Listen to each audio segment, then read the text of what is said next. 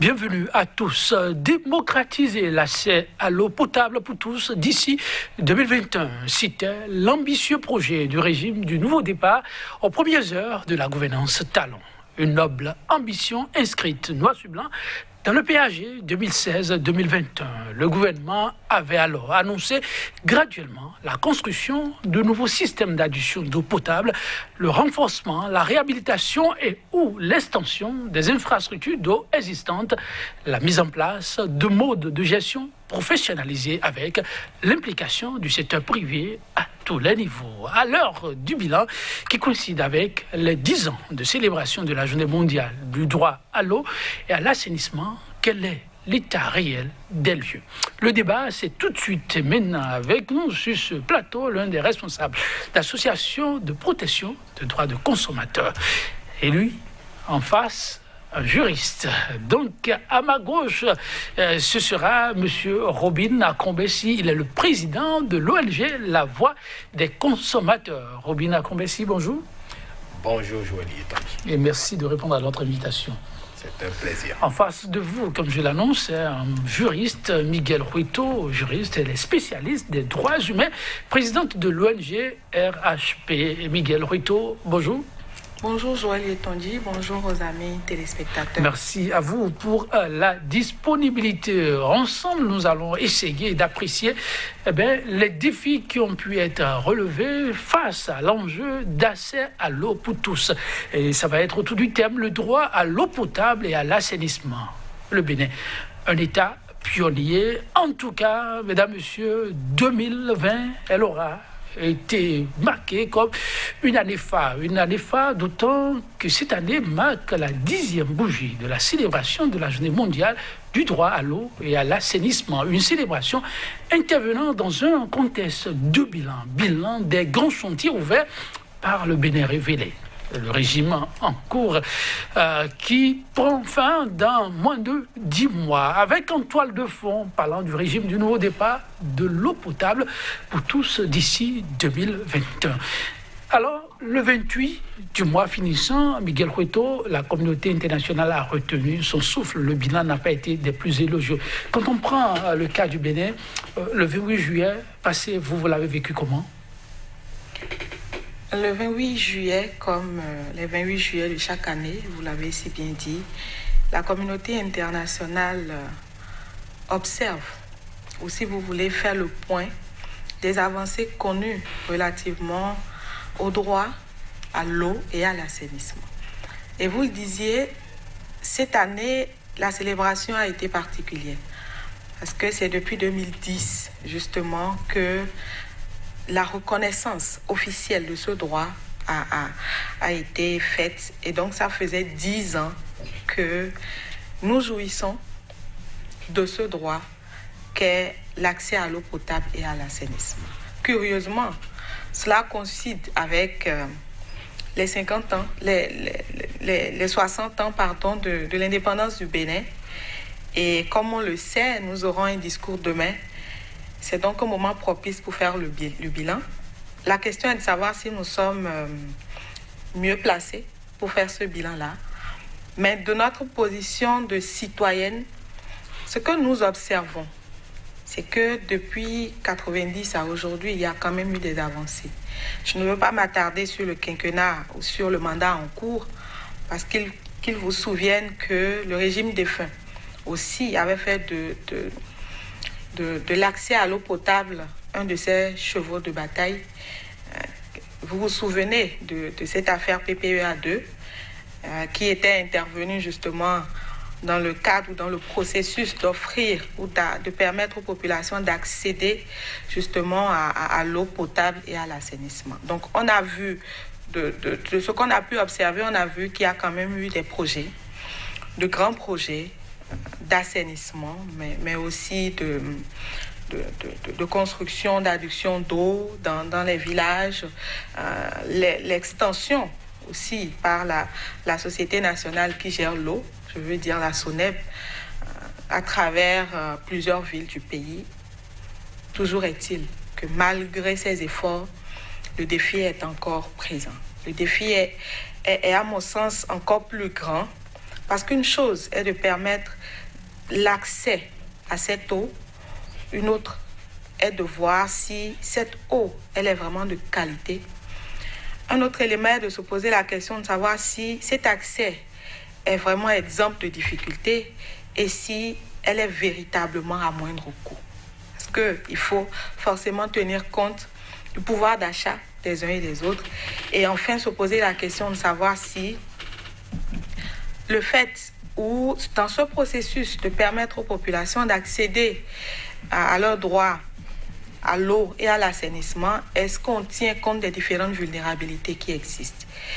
Parce que, comme vous le savez, dans beaucoup de nos communautés, les femmes sont premières au front et c'est elles qui parcourent beaucoup de distances. À cela, il faut ajouter les personnes qui sont porteuses de handicap, les enfants, les personnes âgées qui n'ont plus cette force-là qu'il faut pour non seulement pomper l'eau, ou alors parcourir des distances, des kilomètres pour pouvoir accéder à cela. Et donc le bilan, à mon sens, il reste mitigé parce que la population béninoise augmente aussi. Et donc les efforts qui avaient été faits il y a quelques années, bien que ces efforts soient continuels aujourd'hui et à la limite se multiplient, les défis sont constants parce que nous sommes de plus en plus nombreux. Et notre exigence en tant que citoyens, citoyennes, d'accéder à ce droit dans toutes les facettes qu'il faut, parce qu'il ne faut pas oublier que lorsqu'on parle du droit à l'eau potable et à l'assainissement, cela comporte plusieurs aspects. Et donc, l'eau, comme vous le savez, nous l'utilisons pour diverses choses, pour faire à manger, pour laver le linge, mais aussi, vous savez que les femmes sont tellement vulnérables que utiliser l'eau qui n'est pas de bonne qualité pour les soins, ça peut créer encore d'autres dommages. C'est en tout cas le défi est énorme si on en est arrivé à instituer cette journée où ce n'est plus une question à négocier, là c'est la question de l'accès à l'eau qui doit être désormais un impératif, c'est à raison. Alors, Monsieur Robina Kombessi, vous qui portez la voix des consommateurs et qui en son temps avait créé Haro sur le Baudin avec une journée comme celle-là, j'imagine que c'est un ouf de soulagement. Maintenant, dans la réalité, quel est votre constat? Merci de tenir ce plateau. C'était important. Et je profite pour saluer tous nos concitoyens consommateurs. Je salue tous les acteurs du secteur de l'eau. Il y a bien entendu, la charité bien ordonnée commence par soi-même, c'est-à-dire nous consommateurs de l'eau. Et puis ceux qui nous fournissent le service, je veux dire la SONEB et tous les autres acteurs qui produisent ce qu'on appelle les fermiers, ceux qui font de l'affermage. Et puis il y a les PTF, les partenaires techniques et financiers, et puis l'État lui-même qui essaie de coordonner tout ça pour que nous puissions avoir de l'eau. Et vous voyez, cette préoccupation de l'eau potable et de l'assainissement, c'est un droit. C'est un droit aujourd'hui. Ça fait recours à l'ODD 6, si ma mémoire est bonne, Objectif de développement durable 6. Et quand on parle d'objectif de développement durable, ça veut dire que quelque part, ça a été bien pensé. On s'est rendu compte que personne ne doit plus être laissé en rade. Et comme vous l'aviez si bien dit, c'était en 2014, je crois bien, 2014 ou 2015, qu'on avait fait un tour dans ce village qu'on appelle Djondji et Meko, c'est dans Ouida, donc à quelques kilomètres de Cotonou, et où on s'est rendu compte que nos populations consommaient de l'eau saumâtre. Ce n'était pas de l'eau potable de boisson. Je vais profiter pour remercier quelqu'un qui nous avait fait une promesse à l'époque. C'était l'ancien DG de la SONEB, Babalola, qui nous avait garanti qu'il allait tout faire pour qu'il y ait une extension vers ces populations. Parce que nous, pour la petite initiative, on avait acquis des tanks de stockage d'eau. Et puis, on avait pris de l'eau potable qu'on était allé offrir à ces populations. Et avec l'aide des sapeurs-pompiers, on a pu approvisionner ces tanks. Et on leur a montré en fait le chemin pour leur dire, vous pouvez continuer de faire ça en attendant que l'État puisse trouver une formule définitive. Parce que c'est une zone où on ne peut pas faire de forage. C'est une zone comprise entre la mer et puis le lac. Mais aujourd'hui, quand on revient dans Cotonou même, on se rend compte que, vous pouvez encore le voir, hein, certains continuent de prendre de l'eau dans des bassines sur la tête. Certains continuent de s'approvisionner avec des supports plastiques, des conteneurs plastiques. Certains continuent de faire recours à l'eau de pluie. D'autres, et dans Calavi, à Boum et Calavi, ça c'est légion. C'est légion, c'est beaucoup plus les fourrages que l'eau potable de la Soneb. Et quand vous allez dans certaines régions comme Djougou, bon, vous savez, c'est la polémique de tous les jours. C'est de l'eau de surface qui est traitée. On continue d'avoir quelques appréhensions. Vous voulez dire que le défi, comme l'a signifié votre vis-à-vis, reste tout entier? Le défi reste énorme. Je préfère dire comme ça. Le défi reste énorme parce que aujourd'hui, voilà, on est en période de pandémie de Covid-19. Et logiquement, ça veut dire que la consommation d'eau va augmenter. C'est plus qu'indispensable. Parce qu'il faudra se laver les mains près de 10 fois au moins par jour. Alors, vous imaginez que si cette denrée n'est pas accessible, si elle n'est pas disponible, si elle est onéreuse, eh bien, respecter cette mesure barrière particulièrement va devenir plus que complexe et compliqué. Donc, pour nous aujourd'hui, si on ne garantit pas aux populations l'accès, la disponibilité de l'eau, parce que, vous savez, on connaît ça aussi, les coupures intempestives, répétitives, qui durent parfois. Bon, parfois on nous explique que c'est lié aux grands travaux de route. Ça veut dire qu'il faut discipliner aussi, je m'excuse, mais j'utilise le mot, nos entrepreneurs. Parce qu'ils ne sont quand même pas dans la cour du roi Péto. C'est l'eau à laquelle nous on a accès. C'est l'eau potable. Eau à laquelle nous avons droit. Et donc des individus, fussent-ils opérateurs économiques, ne peuvent pas se donner le droit de casser, de faire des casses pour nous empêcher d'avoir accès à l'eau potable. Non, c'est inadmissible.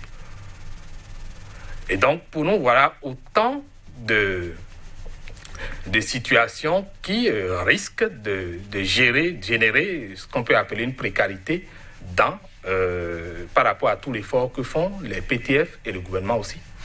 Oui, des efforts, entre autres, levier choisi trop tôt, c'est la question de la qualité de l'eau, concomitamment à la question de l'accès du grand nombre à cette eau-là. Votre vis-à-vis soulignait tout à l'heure, Mme Miguel, qu'il faudra veiller à ce que, oui, la question de la qualité ne soit plus une question à discuter, d'autant qu'on vit une période toute particulière, celle de la Covid-19. Sur ce volet, quel est le regard que vous portez, vous, défenseurs des droits humains et ce droit à l'eau? Alors, je le disais tout à l'heure, il y a beaucoup d'efforts qui sont fournis, mais on doit s'interroger. Et je m'interroge encore une fois de la qualité de l'eau qui est fournie aux populations, de l'accès, de l'accessibilité à cette eau-là, mais aussi du coût. Et parlant justement de la qualité, je voudrais qu'on ne réduise pas ou qu'on voit l'accès à l'eau potable et à l'assainissement, qu'on voit cela d'un regard plus englobant. Parce que l'accès à l'eau, ce n'est pas seulement l'eau distribuée par la Société nationale des eaux du Bénin. Ok, allez-y. Il l'a dit, quand vous allez par exemple dans la commune d'Abomey-Calavi, la majorité des ménages utilisent l'eau de forage. Par endroits, vous verrez des puits. Et c'est le cas à Cotonou, vous verrez aussi énormément de puits. C'est le cas dans beaucoup de régions sur toute l'étendue du territoire national. Et vous savez que dans la majorité des cas, les Béninois vivent en location.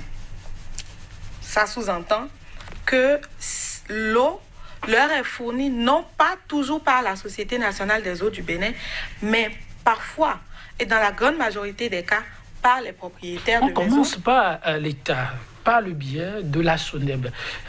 Vos investigations aujourd'hui vous confortent-elles du point de vue l'effort fourni au quotidien pour que l'eau mise à disposition soit une eau de qualité?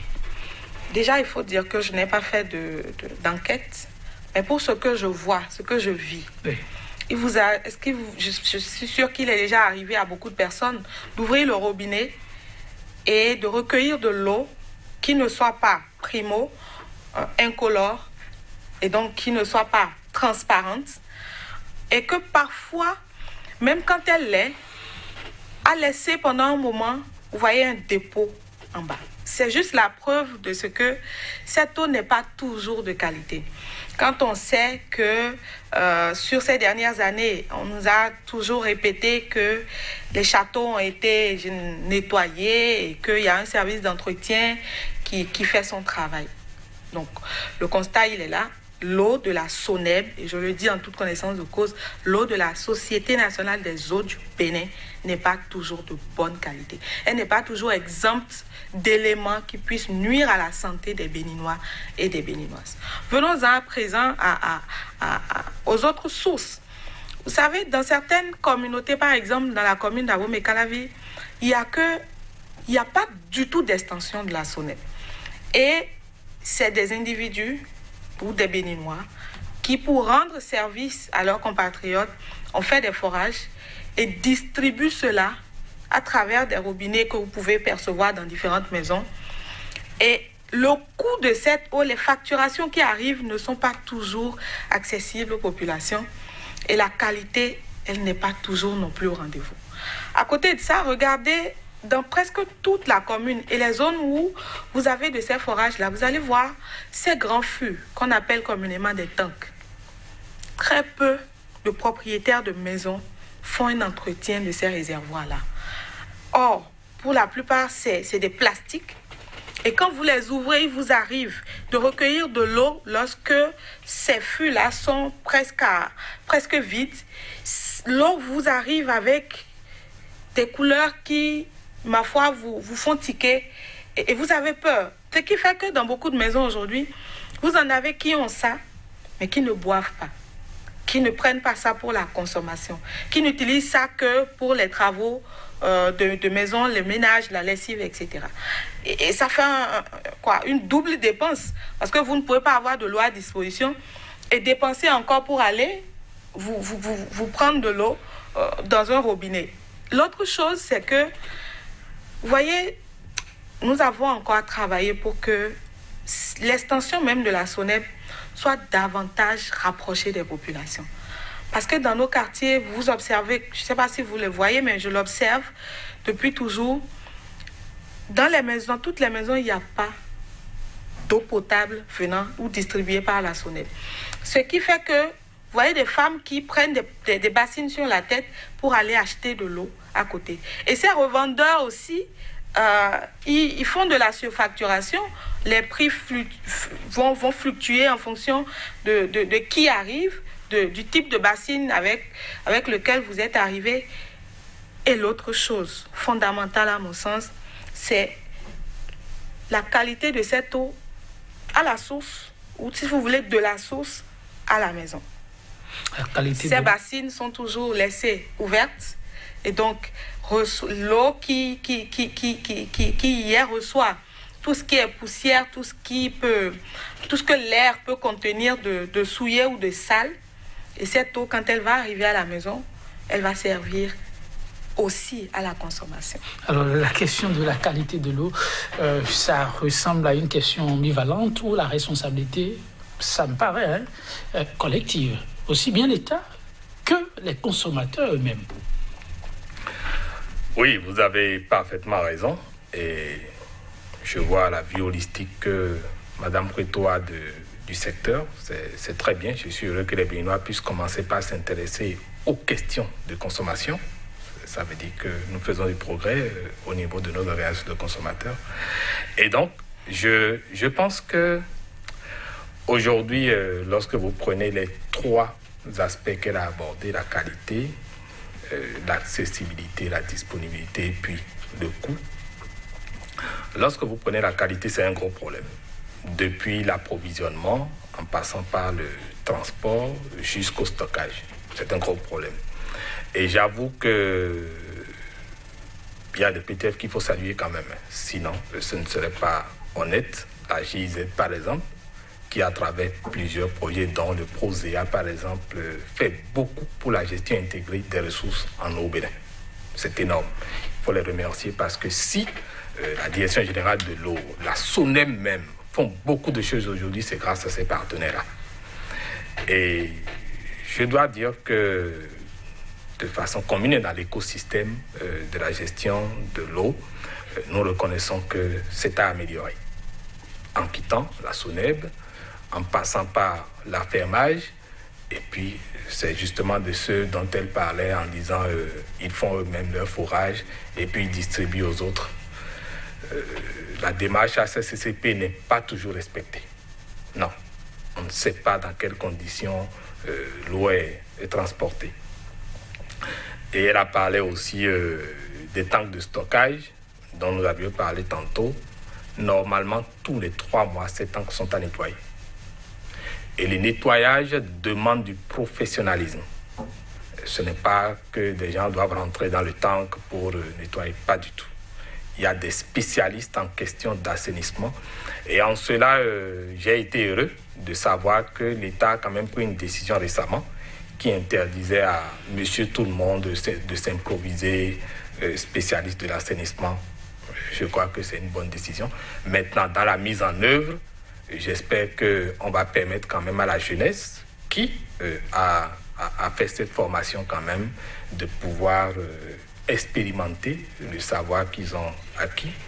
Tous les 3 mois, lorsque l'on se réfère à l'exposé du juriste, et qu'ils sont nombreux, les Béninois, à être désormais des abonnés au tank, quelles sont les dispositions prises pour que la régularité en ce qui concerne la surveillance pour la qualité de qui en sort soit une réalité? Bon, nous en tant qu'organisation de consommateurs, nous avons organisé des séances de sensibilisation. On a quelques supports audiovisuels qu'on a produits, qu'on a balancés sur les réseaux sociaux. Bon, malheureusement, il faut rappeler que le consommateur ne semble être intéressé que par ce qui est distractif sur les réseaux sociaux. Ça fait que parfois nous produisons beaucoup de supports, mais que les gens n'utilisent pas vraiment à des fins plus utiles. C'est regrettable. Mais au-delà, nous avons pensé qu'il fallait renforcer. Le véritable problème, c'est parce que nous n'avons pas de partenaires qui nous accompagnent pour faire ce travail-là. Si on avait des partenaires techniques et financiers, ou même l'État qui s'y mettait avec nous, vous imaginez ces supports qu'on a produits, par exemple, les chaînes nationales, pourquoi pas la chaîne pour laquelle nous contribuons tous les jours, devrait pouvoir dire ouais, nous on est prêt à diffuser ça pour 0 francs parce que nous sommes une organisation de consommateurs. Alors l'eau, c'est la vie, dit-on. Est-ce que vous avez l'impression que les populations ignorent toute l'importance que revêt les soins à apporter à ces tanks, si c'est désormais la mode en termes d'usage? Je pense que les populations sont bel et bien conscientes. Le fait est que peut-être que c'est par éducation. Hein. Le Béninois a cette manie-là de rapidement se résigner. Vous voyez, vous allez dans certaines maisons, les gens se plaignent tout bas. Mais quand vous leur dites, on va s'organiser, moi je suis prête à vous aider, on va rencontrer celui qui vous a loué votre maison, les responsables et tout. Tout de suite, vous voyez les gens qui vous disent non, je ne veux pas prendre le devant. Et quand c'est le cas, vous-même, vous êtes désarmés. Parce qu'on ne peut pas faire le bonheur des gens contre leur volonté. Moi, je ne peux pas quitter chez moi, aller dans une maison. Et la question qu'on te pose, c'est de quoi tu te mêles? De quoi je me mêle? Il faut régler les problèmes de chez toi ou balaie d'abord ta propre devanture avant de venir dans la cour d'autrui. Donc, je veux dire que les gens, ils sont conscients. Mais peut-être qu'il y a ce manque-là d'éducation. Parce qu'une chose est d'avoir des droits. Éducation à quoi? Savoir réclamer son droit? Et c'est cela. Ah bon? C'est cela. Le Bénin est encore en arrière sur ce plan-là. Après 60 ans d'indépendance, je trouve... dit quand ça ne va pas, ça ne va pas. S'indigner, vous pensez que du chemin reste à parcourir pour les Béninois? Je pense qu'on n'a même pas encore démarré. Sérieux? Parce que, primo, très peu savent que ces droits-là leur sont acquis et que rien au monde, rien ni personne, quel que soit le statut de l'individu, fût-il chef d'État, fût-il dirigeant ou responsable d'entreprise, ne doit et ne peut entraver la jouissance de ce droit. Vous dites très peu maîtrisent le droit, oui, les Béninois. Très peu. Très peu. Et c'est pour que cela... le président de l'association de protection des droits de consommateurs va vous démentir. J'attends de lui donner la parole, oui. Non, très peu le savent. Très peu savent qu'ils ont des droits. Et ceux qui savent, très peu sont prêts à se battre pour... L'éducation aux droits humains ne couvre pas que le volet connaissance des droits. Oui. Une chose est de connaître les droits, une autre est de savoir comment on en jouit. Lorsque la jouissance de ces droits pose problème, qu'est-ce qu'on fait? Vers qui on va? Quelles sont les institutions? Quels sont les mécanismes mis en place pour nous permettre de revenir, c'est-à-dire de jouir de nos droits pleinement, d'exercer nos droits comme cela se doit. Et très peu le savent. Même les intellectuels, quand vous allez dans le rang des intellectuels, beaucoup savent que, bon, ils ont des droits, mais très peu savent comment on fait. Et l'autre chose, on connaît nos droits, on connaît les institutions, les mécanismes qui existent. Il faut faire le pas. Il ne faut pas connaître tout ça et dormir sur ses lauriers, justement. Il faut faire le pas, il faut se lever, il faut s'engager pour ses droits. Et ce que beaucoup ne savent pas, c'est que s'engager pour ses droits, de façon insidieuse, agit positivement sur la jouissance des droits de tous ceux qui nous entourent. C'est ça. Ce qui fait que, lorsque vous vous levez, parce qu'il y a une injustice quelque part, parce qu'un droit est lésé quelque part, vous ne le faites pas que pour vous. Et ça, il faut que les gens le comprennent. Ils ne le font pas que pour vous, parce qu'on ne sait pas. Le tour, demain, ce sera à qui? On ne sait pas. Et donc, on parle de l'eau, de l'accès à l'eau potable. J'ai envie de dire aussi qu'on ne voit pas toujours l'eau en termes de liquide qui coule. Il faut qu'on la voie aussi dans les différents contenants qui existent sur le marché. Vous avez beaucoup de bonbonnes aujourd'hui. Vous avez des sachets d'eau, alors qu'on sait que depuis quelques années, on a une loi qui interdit les sachets plastiques au Bénin. Mais cette eau est encore sur le marché pour la consommation des Béninois. Et vous connaissez, je ne vous apprends rien en disant que ces sachets plastiques, leur utilisation ont quand même des conséquences très négatives sur la santé. Vous imaginez que parfois, même vous prenez certains sachets d'eau que rien qu'à regarder, vous voyez j'ai envie de dire des êtres qui dansent à l'intérieur de ces sachets. Imaginez l'effet ou les conséquences de l'utilisation de ces différents packages, j'ai envie de dire, d'eau qui sont mises à notre consommation. Et on a véritablement encore du chemin à parcourir, mais je pense que l'éducation va être une des armes les plus, j'ai envie de dire, fatales. Ok, investi, d'accord. Mais alors, l'éducation. Pour paraphraser justement l'invité, M.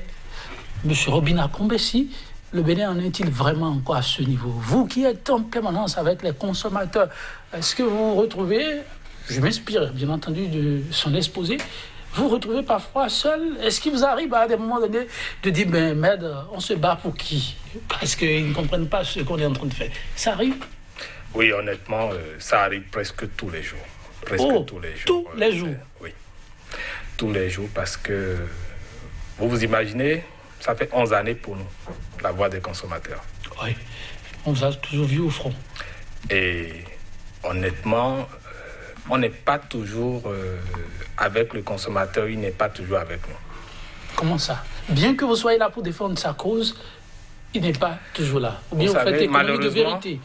Non, malheureusement... On entend souvent, dites M. Robina Koubessi, on entend souvent dire que les consommateurs ou les présidents, ceux-là qui aiment bien défendre la cause des consommateurs, ils sont souvent l'interface de l'autorité, voilà.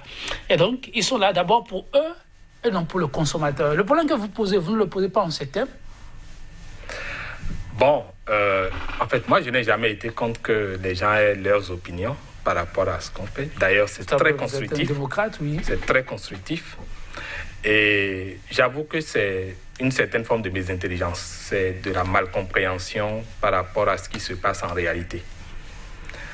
Dans un premier temps, il faut dire que les gens sont sous-informés. C'est ça. Ils ne savent pas en fait que leurs droits, quand on parle de droits, c'est inaliénable. Ils ne le savent pas. Non. C'est ce que vous venez de dire. Et que quand j'ai des droits, je dois tout faire pour en jouir. Je dois utiliser tous les mécanismes légaux. Alors, je répète, 60 ans après, il y a des Béninois qui ignorent cela. C'est ça la bonne question. C'est-à-dire à 60 ans, après 60 ans de vie, si un individu n'est pas à même déjà de connaître ses 8 droits en tant que consommateur, ses 5 devoirs en tant que consommateur, ne sait pas que lorsque je sollicite un service d'un fournisseur, dès qu'il y a problème, ce fournisseur a l'obligation de me fournir ce qu'on appelle le service après-vente. Ça, par exemple, c'est dans l'article 7 de la loi 2007-21 portant protection du consommateur. Et le consommateur ne sait pas que, quand vous prenez l'article 4 de la loi 2007 toujours, que les besoins physiques que nous avons, spirituels et autres, sont garantis par l'État. Notre satisfaction par rapport à ces besoins, c'est garanti par l'État. Et que l'État oui. a l'obligation de trouver dans ses politiques les mécanismes pour que le consommateur tire le maximum des ressources économiques du pays. Ça, le consommateur ne le sait pas. Comme je l'ai dit, il faudra éduquer pendant longtemps. On le fait, mais on le fait avec nos maigres ressources. Mais le plus grave, c'est quoi? Quand le consommateur pense que parce que vous faites ça, c'est parce que vous avez des intérêts pécuniaires, que vous en jouissez énormément. Je dis, cette façon de voir la vie nous conduit souvent dans des erreurs. Pourquoi? Lorsque vous prenez une maison, pour que le mur soit solide, c'est parce qu'il y a une bonne dose de ciment qui permet de consolider les briques et de consolider la maison.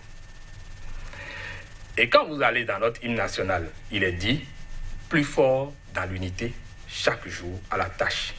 Ça fait 2 conditions pour être plus fort. Il faut être uni et il faut être à la tâche, il faut être dans l'action. C'est exactement comme la foi. Si vous avez une foi et que vous croyez en quelque chose, mais que vous n'agissez pas, vous n'aurez aucun résultat. Aucun. Et donc, le consommateur ne prend pas en compte ces paramètres, ces concepts de la vie pour les exploiter. Alors, 11 ans déjà d'existence, est-ce que la voix des consommateurs a beaucoup travaillé sur ce chantier, si le niveau est encore ce qu'il est là?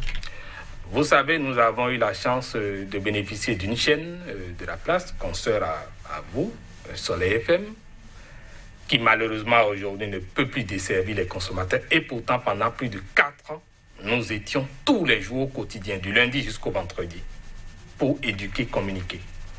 Nous étions sur une autre chaîne aussi, Cap FM, où on a passé tout le temps avec le doyen Jérôme Carlos, avec ses chroniques, et il faut le remercier.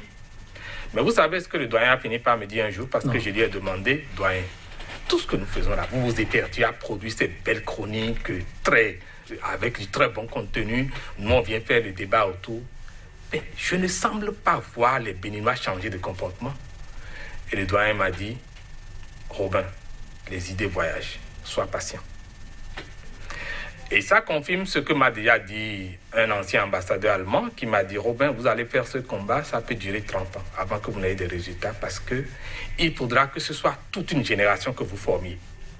Et donc aujourd'hui, le vrai problème, c'est de s'attaquer à l'éducation des enfants. Faire une nouvelle génération de consommateurs béninois qui prennent conscience de leurs droits, parce que les adultes, ils sont résignés, malheureusement. Alors, Madame Rueto, le bon mot enfin trouvé. Il a lâché le mot. Il faudra toute une génération, former toute une génération pour commencer par espérer des résultats. Alors, se retourner vers la jeunesse. Vous savez, le changement de comportement, vous ne pouvez jamais l'obtenir du tic au tac. Ça intervient sur quoi? Sur peut-être 10, 15, 20 ans, 30 ans. Et peut-être même que nous autres, on va partir de cette terre sans que le changement qu'on recherche ne soit visible. Et c'est peut-être d'autres personnes qui viendront prendre justement le bout que nous avons laissé et vont continuer le travail pour que peut-être dans 50, dans 100 ans, dans 60, 70 ans, on ait vraiment cette génération, cette masse critique-là qui consomme, mais en même temps qui est éveillée sur la qualité de ce qu'elle consomme en tant que population, sur les services qui sont fournis, la qualité de ces services-là. Et j'ai envie de dire, ou plutôt de rappeler que le droit à l'eau et à l'assainissement, à l'eau potable, il faille mettre l'accent là-dessus, le droit à l'eau potable et à l'assainissement n'est pas venu de nulle part. Tout à fait. Et le Bénin a l'obligation justement d'aller vers là parce que non seulement le Bénin a signé et ratifié le pacte international relatif aux droits économiques, sociaux et culturels, mais que le Bénin est engagé aussi sur la voie des objectifs de développement durable. Et mon vis-à-vis l'a souligné tout à l'heure, l'objectif de développement numéro 6 fait justement obligation à l'État béninois de faire en sorte que d'ici à 2030, plus aucun Béninois ne souffre du manque d'accès à l'eau potable. Pas à l'eau, mais à l'eau potable. Oui. Voyez? Donc, ne pas satisfaire à ce droit-là conduit justement à bafouer une cascade de droits. Et au-delà de ça, je pense que le Bénin, depuis des années, ce n'est pas sous ce régime-là. Comme on dit, l'État, c'est une continuité. Oui. Et nous voyons plutôt l'État, pas un individu ou pas des individus. Il y a des efforts, encore une fois, qui sont fournis. Parfois, les chiffres qui sont avancés, personnellement, je me pose la question de savoir si ces chiffres reflètent réellement la réalité. On a ouï dire, par exemple, qu'en 2016, près de 70%, plus de la moitié de la population béninoise, donc 50%, n'avaient pas accès à l'eau potable. Et qu'en 2019, on a atteint 70% de Béninois. Et je me pose la question de savoir quels ont été les indicateurs, ces rapports-là, ces enquêtes, ces investigations ont été faites sur quelle base, quels sont les éléments sur lesquels on s'est appuyé pour sortir tout ça. Enfin, je voudrais dire que cette inaction qu'on observe de la part des populations, il faut que les gens comprennent que ça n'arrange rien. Aujourd'hui, nous parlons des factures qui sont salées. Je mets ça en griffe parce que c'est ce qui se dit dans l'opinion publique ci et là. On estime que les factures qui nous sont envoyées parce que justement il y a coronavirus et qu'on a dû cumuler des factures, que ces factures sont trop salées. Vous entendez les gens chuchoter, susurrer, murmurer, mais vous ne voyez pas les gens au front. Vous ne voyez pas les gens se lever comme un seul homme dans l'unité, justement, comme il le disait, pour réclamer leurs droits. Et je voudrais préciser que lorsque nous demandons aux gens de se lever, ce n'est pas dans le désordre, c'est dans le respect, justement, des règles qui sont établies dans notre pays, parce qu'il y a des mécanismes, il y a des voies et moyens légaux qui nous sont donnés pour que nous puissions entrer en possession de ce qui nous est dû. Et j'ai envie de dire que j'ai été contente de voir que ce débat-là, par rapport à la surfacturation, à la soi-disant surfacturation, a quand même amené la SONEB à réagir. Il y a eu un communiqué qui date d'hier, dans lequel la SONEB ne reconnaît pas justement avoir surfacturé, mais explique que c'est juste un cumul qui fait observer ce surplus de chiffres. Mais je suis contente de constater que dans ce communiqué, la SONEB dit être disponible pour les citoyens béninois, donc pour les consommateurs qui ne sont pas convaincus de ce calcul qui a été fait et qui désirent avoir plus de détails. Je voudrais juste demander donc à nos compatriotes qui se sentent concernés par cette soi-disant surfacturation de se déplacer vers les services compétents pour chercher à comprendre qu'est-ce qui a été fait, comment est-ce que le calcul a été fait. Mieux, j'ai envie de dire qu'on consomme, mais on s'engage parfois sans savoir dans quoi on s'engage. Ah oui. Lorsque c'est dire qu'on a besoin de tels produits, il faut que les parties contractantes s'entendent. C'est cela. A priori, elles s'entendent au Bénin. Quand on prend justement le cas spécifique de l'eau distribuée par la SONEB, donc la Société nationale des eaux du Bénin, a priori, et le prestataire et le consommateur s'entendent. Parce que justement, il y a des documents signés par les deux parties. Mais malheureusement, il y a que une partie ne prend pas toujours la mesure du contenu de ce qu'elle signe. On revient sur ce paramètre des choses. Oui, M. Robin Akrombessi, votre vis-à-vis est allé rapidement sur cette piste-là. On ne pouvait pas faire ce plateau sans parler, cette polémique qui enfle autour des récentes factures de la SONEB. Elle a tout résumé. Oui, la société en question est montée aussi au créneau pour justifier ce qui ressemblerait à l'ANAC ou à l'escroquerie. Il n'en est rien. Beaucoup de clarifications à apporter.